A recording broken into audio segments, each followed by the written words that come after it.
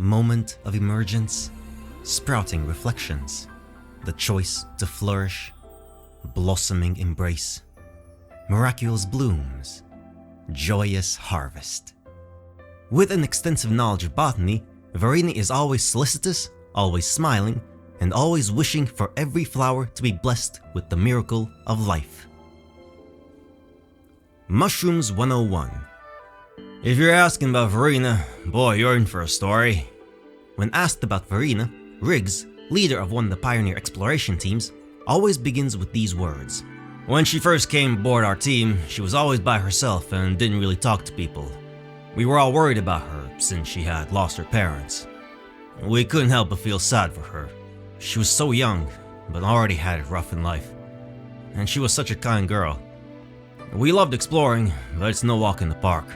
But Verina never complained. She did all the hard work like mountain climbing and getting water by herself. She even went scavenging for food without being asked. She was such a big help to us, but we worried about her keeping everything balled up inside for too long. What if something happened? Until one day, something actually happened. And it was funny to say the least. One of the lads on the team really liked mushrooms and went out to pick a few for the soup he made. Verina held onto that pot and wouldn't let go as if her life depended on it. By the time we got over to them, they were already in a shouting match. The lad was bragging to Verina about his wildlife experiences. Hell, don't know what got into his head, thinking he could outtalk our little botanist. Verina had all the mushrooms spread out and started naming out all the rings, caps, and buds of each and every one of them. Being out exploring for so long, we all caught on that she was telling us the mushrooms were poisonous. She's got more knowledge on them than any of us, even gave us a lecture on the spot, teaching us how to tell them apart one by one. Now that was a lesson. After she was done, she even tapped on a piece of wood she found somewhere like an instructor, and asked if we understood it all. We looked at each other and blinked dumbly, then burst into laughs, which drove her nuts. Why are you all laughing? Did I get something wrong? Oh... She was so panicked that she started picking out the mushrooms still in the pot and went over them again one by one, but we were already clapping for her. And then I yelled, "Bravo! That's our little botanist, folks!" Ever since then, Verina would still think of that day and feel super embarrassed. She'd put her head inside a mushroom pot if she could.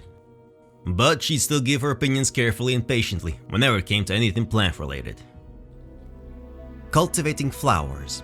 The people of Jinzhou love flowers. During tense battles, the military often requested extra bouquets with their supplies. These orders would end up in Verina's hands, which felt strange at first. The bouquets bloom for only a short time. Those picked today would wilt tomorrow. A bouquet that blooms in a greenhouse may have withered petals by the time it makes it to its recipient. At this point, the flowers would have already lost most of their beauty in people's hands, so why the need for them? Until one day, she read the wishes attached to one of the orders. In honor of one of my comrade in arms, he gave his life for the peace of Jinzhou, yet his name is not known to many. Yet I still remember his heartfelt smile when he received an iris from a friend long ago. If one's name cannot be remembered, let the meaning of these flowers honor him forever. That night, Verina locked herself in the greenhouse. Flowers are adored for their intricate leaf patterns, but it's the fleeting feelings they evoke that truly captivate us. Verina carefully selected and cultivated the finest seeds, preserving those precious emotions in her garden. She longed to preserve the stories and emotions associated with each bouquet, wishing for them to last beyond their natural lifespan. She hoped that, by doing so, recipients would experience the true essence and beauty of the flowers, igniting a deeper connection to the emotions they held within. It was at these times that Verina wished she could work a little harder and a little longer. Noting the differences. People always ask Verina why she loves plants so much.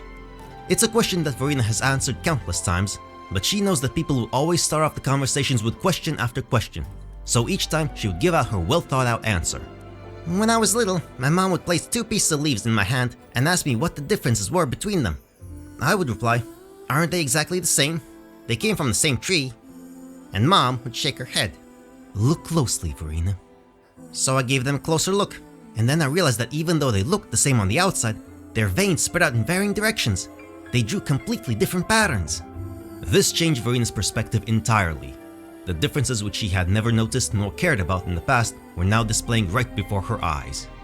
Some flowers may look similar, but grow in completely different environments. Some trees or plants may grow in near identical environments, but end up taking on various shapes. Verina was captivated by the similarities and differences among plants, spurring her passion for botany. She meticulously studied their traits to help them thrive in different environments and cultivate stunning flowers. Through this, she also began to notice the unique qualities of those around her. Just as every leaf is distinct, so are people and experiences. Verina observes her friends closely, noting their preferences and sorrows with care. For example, some people like to eat lemongrass and some people don't. It must feel nice to have someone remember their preferences. With this sentiment in mind, Verina carefully and conscientiously jotted down every little thing about her friends. Moments of woe. Being an ordinary girl, Verina has her moments of woe too. Plant cultivation can be unpredictable. Often, Verina would wake up to find dried seed pods in the petri dish after a night's rest. And then after working tirelessly all day, she would realize she had skipped her lunch again. In these moments, she missed her parents dearly. If Mom and Dad were still around, I wouldn't have to worry about all this, Verina thought. A hot, hearty lunch would be right there waiting for her as she walked in the door, and she would get all the help she needed in time whenever she wanted to figure something out. But all of that had long since become a memory, left in the notes that she had lost when she departed the new Federation a long time ago. Now she would have to pull herself together and live on her own. Sometimes she wondered, is there any meaning to all the work I've done? Is there any meaning in the life I'm living? But then she would always find the answer in her thriving plants. Despite the struggle, the dry seed pods continued to produce new life, and their growth whispered tales of perseverance and joy into her ears. As she nestled herself in this green oasis, Verina could hear the plants sharing their stories of pain and triumph, reminding her of the beauty of growth and blooming. Perhaps this was the meaning of her endeavors, Verina thought as she stood up and put on her gardening gloves again. Even if her parents aren't by her side, she is still determined to keep working hard and show them how much she's grown. After a brief moment of sorrow, she picked up the spray can and carried on with her day's work. A little time off. Verina would give herself some time off from time to time. Verina set the flower room temperature and watering schedule. As she finished, she exhaled in relief. After days of work, she knew the importance of taking a break for both herself and her plants. She cleared her mind and grabbed her adventure notes to explore the streets of Jinzhou. Jinzhou was a far cry from her hometown in the new Federation. No inflated flower prices or elaborate competitions here. As she strolled through the bustling alleyways, Verina was struck with a sense of genuine relief. The steam rising from vendor stalls and the busy shoppers around her brought a comforting normalcy to this new city. This is good. This is good. As she walked along the road, Verina thought to herself. Memories flooded her mind of studying plants with her parents and the painful loneliness she felt after their absence. But now, standing on her own 2 feet, she could finally treat herself to a peaceful vacation. After what felt like an eternity of walking alone, she had grown into her own person. And then she saw her friends waving to her. Qixi and Yang Yang were walking towards her with freshly purchased salted milk tea in their hands. The Midnight Rangers must be taking a little vacation as well. Verina hurriedly rummaged through her satchel, pulling out a few bouquets of tiny, star-like flowers from it. This was the most precious gift Verina would ever give her friends. The selection had taken far, far too long, and while the starflowers had waited for the best of times and sunshine, she had also waited for sunshine that would make her feel warm. Now that she saw her sunshine, Verina ran towards her friends. There was a long road ahead, and it would take some time for the flowers to bloom. And for now, she's content to enjoy the vacation. Expedition Goggles. Verina cherishes her Pioneer Association Expedition Goggles, remnants of a journey and warm memories like Starflower. Now useless for danger detection, they hold sentimental value for her. Eternity in Bloom. The flower sample from Verina's first fieldwork. She waited for the flower to bloom and carefully preserved it. Verina sees the blooming of a flower as an everlasting moment of life's beauty, encapsulating her love for both flowers and life itself. Notes on wilderness exploration.